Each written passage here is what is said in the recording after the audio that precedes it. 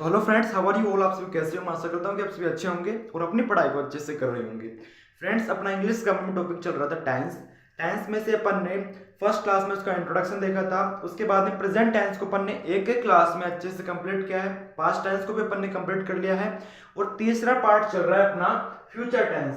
Future indefinite tense को अपन ने कल क्लास में कंप्लीट किया है। फ्यूचर टेंस मतलब होता है भविष्य काल, जो समय अब आएगा उसे अपन भविष्य काल में रखते हैं। कल की क्लास में अपन ने फ्यूचर इंडेफिनिट टेंस को देखा था, समझा था। फ्यूचर इंडेफिनिट टेंस की आइडेंटिफिकेशन थी गा गी गे, उसके बाद में उसके हेल्पिंग वर्ब थी विल और शैल, जहां अपन ने विल का यूज सेकंड और थर्ड पर्सन के साथ किया था और शैल का यूज फर्स्ट पर्सन के साथ किया था। उसके बाद में उसके स्ट्रक्चर देखा थे। आज का मेन टॉपिक अपना फ्यूचर कॉन्टिन्यूस टेंस। फ्यूचर का मतलब तो पता चल गया अपन को कि फ्यूचर का मतलब तो होता है भविष्य। अब देखो कॉन्टिन्यूस, कॉन्टिन्यूस का मतलब होता है प्रोग्रेस, यानी कि इस टेंस में कार्य लगातार चलता रहता है। जब कॉन्टिन्यूस टेंस होता है उस टेंस में कार्य लगातार चलता रहता है। मैंने इंट्रोडक्शन वाले टेंस में अच्छे से समझा, सॉरी क्लास में अच्छे से समझाया था। अगर आपने वो वीडियो नहीं देखी हो तो उसे देख लीजिएगा। इंट्रोडक्शन वाली क्लास में मैंने बताया था कि इंडेफिनिट टेंस तो किसे कहते हैं, कॉन्टिन्यूस किसे, परफेक्ट और परफेक्ट कॉन्टिन्यूस टेंस किसे कहते हैं।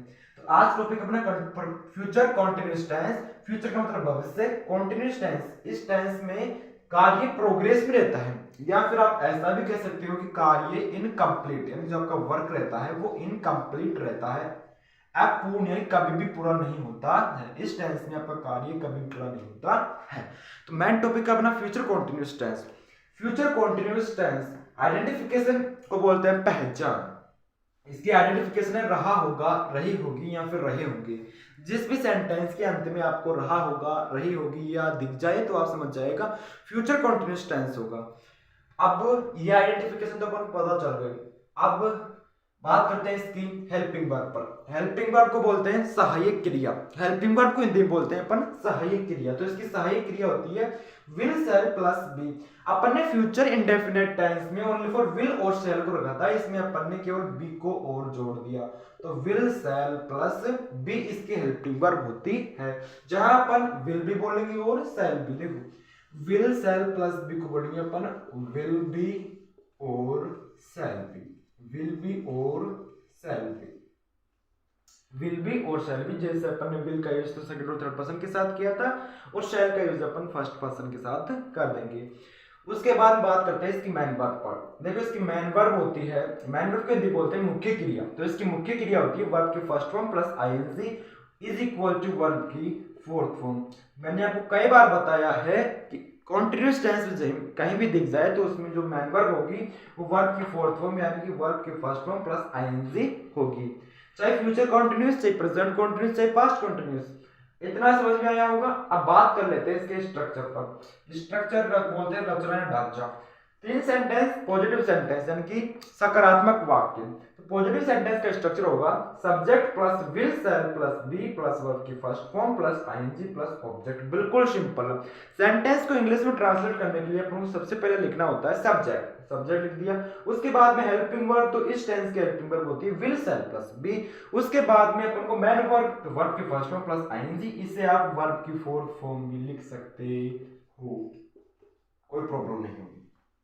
लास्ट में लिख देंगे अपन ऑब्जेक्ट। सब्जेक्ट होता है डूअर, जो कार्य को करता है उसे सब्जेक्ट कहते हैं, हिंदी बोलते हैं इसे करता। फिर अपना नेगेटिव सेंटेंस। नेगेटिव सेंटेंस मतलब नकारात्मक वाक्य। नकारात्मक वाक्य subject plus will shall plus not. अरे नेगेटिव सेंटेंस बताया था मैंने आपको कि नेगेटिव सेंटेंस पे अपन नेगेटिव वर्ड का यूज कर देते हैं। तो subject plus will shall plus not plus be plus verb की first form plus ING plus object. अब याद रखिएगा कंफ्यूजन यही होता है कि विल शैल, फिर उसके बाद में बी को तो बाद में लगाना है, उससे पहले आपको नोट को लगाना है। तो will shall plus not plus be plus verb की first form plus ING plus object. बात करते हैं इंट्रोगेटिव सेंटेंस। इंट्रोगेटिव सेंटेंस होता है प्रश्नवाचक वाक्य। इंट्रोगेटिव सेंटेंस कौन सा होता है? प्रश्नवाचक वाक्य, मतलब जिसमें अपन क्वेश्चन आस्क करते हैं, पूछते हैं। इंट्रोगेटिव सेंटेंस में सबसे पहले डब्ल्यूएच वर्ड लिखेंगे। अगर उस सेंटेंस में आपको डब्ल्यूएच वर्ड दिया है तो सबसे पहले डब्ल्यूएच वर्ड लिखो।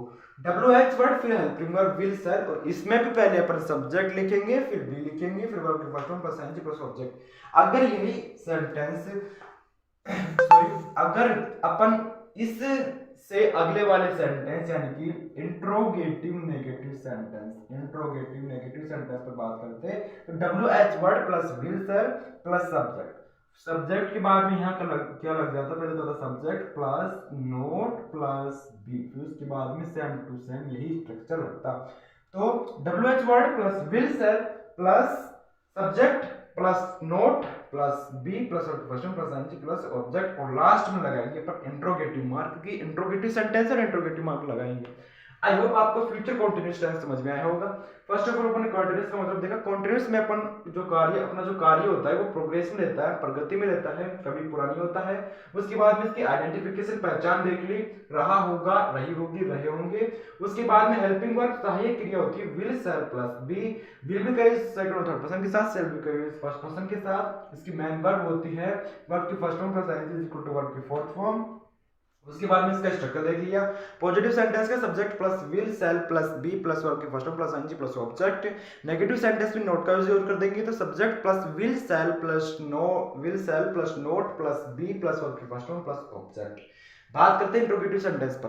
अगर उस सेंटेंस में WH वर्ड है तो WH word plus will shall plus subject plus be plus verb की first form plus ING plus object plus interrogative mark. I hope आपको समझ में आया होगा। तो आज के लिए इतना ही, मिलता है अगले वीडियो में फ्यूचर परफेक्ट टेंस के साथ। तब तक के लिए bye bye, take care, love you all. और हाँ एक बात, अगर आप इस वीडियो को नए देख रहे हो, इस चैनल पर नए हो तो चैनल को सब्सक्राइब कीजिए, वीडियो को लाइक कीजिए और अधिक से अधिक शेयर कीजिए। Bye bye.